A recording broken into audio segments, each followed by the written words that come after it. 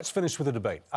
If you're on any of the dating apps, then you're going to be familiar with swiping left or swiping right. But how would you feel about Tinder's new feature, which enables your family and your friends to suggest who you should pick as your potential new partner?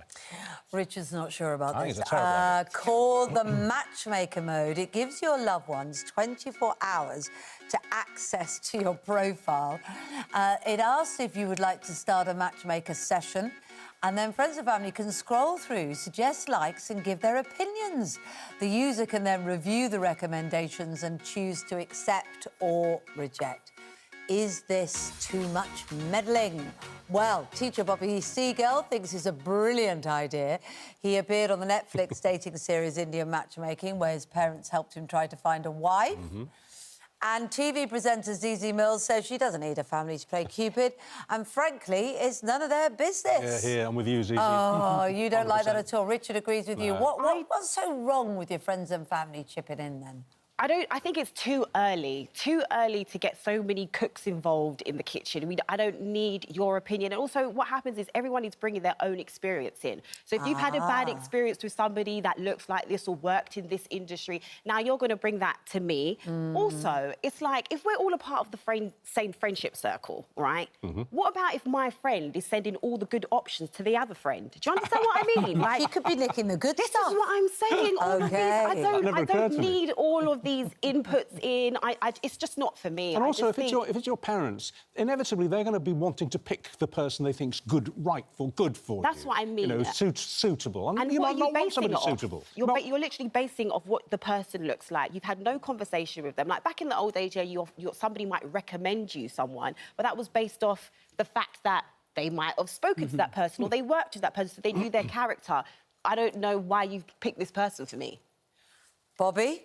Well, so from my experience in Indian Matchmaking, the Netflix show, my first date, interestingly, was I turned up thinking I'd be bad boy Bobby wearing a bomber jacket and a hoodie, and it was with the parents as well. Bit of a shock, but actually, sometimes when you meet people's parents and you talk to them, you get a sense of what you want and what you don't.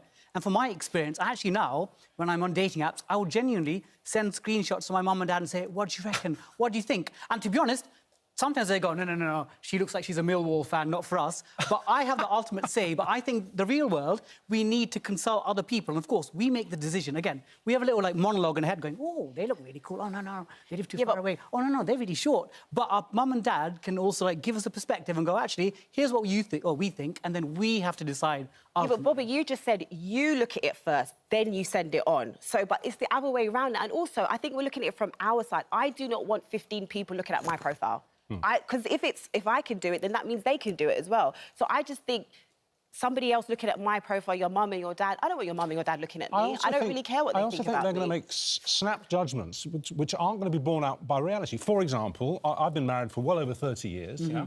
I'm a stepfather. I've got two fantastic stepsons. But if, back in the day, when Judy and I were thinking about getting together, and I'd gone to my family and my network of friends, they would have said, well, she's a mother of two 7-year-old children. You don't want to take on 2 children, do you? Yeah. Exactly, yeah. You know, and they would have actually put the kibosh, if I followed their advice, on what's turned out to be a very happy, successful But on the flip side, there might have been someone else that's had a friend that's met someone that has other kids and says, actually, that person might be a good match. So I think that's why it's up to 15 people. It's not just 1 or 2. It's like friends, family, so extended. Many people. So your parents, have they been helpful? Yeah. So initially, when I first thought, oh, I'm going to go on a dating show, my parents are going to be involved, it sounds like a disaster. But actually, over time, over the last year, 18 months, I realised that they give me their input and adds to my sort of thought process. So actually, it's additive rather than negative for me. I think there's a time to bring in people. And I also, maybe after the 3rd date, after the 4th date, maybe after you actually... I think sometimes also getting them involved emotionally, too emotionally invested. I've gone on the 1st date, they're asking me, how did it go? Right. And then it didn't go well. So now I have to tell my friends that it didn't go well. Well, maybe I just...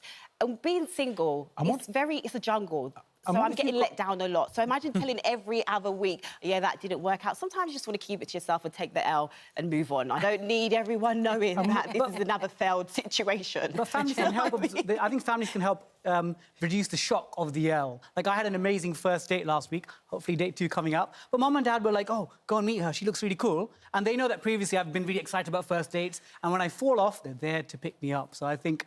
friends and family can support you. Have you ever had a situation, Zeze, where, you know, afterwards, your friends have said, after you dated somebody and it's maybe not gone right, we could have told you that. We didn't like him in the first place. And you kind of thought to yourself, oh, maybe I should have asked. See, I'm really headstrong. So even if you tell me, I have to experience it for myself. Because again, you're just going off whatever you think. You don't know the person, you don't know our connection, you don't know how he treats me, how I feel about him, what it's like being alone with him. So let me run this course. I will ask for advice, and if I want to take on your advice, I do, and if I don't, then, you know... I also think there's quite a strong embarrassment factor at play here. I mean, for example, supposing you're in your 50s or so, and you've got grown-up kids, grown-up children, and you ask them as well, I think they're going to find it difficult to give love advice to a parent.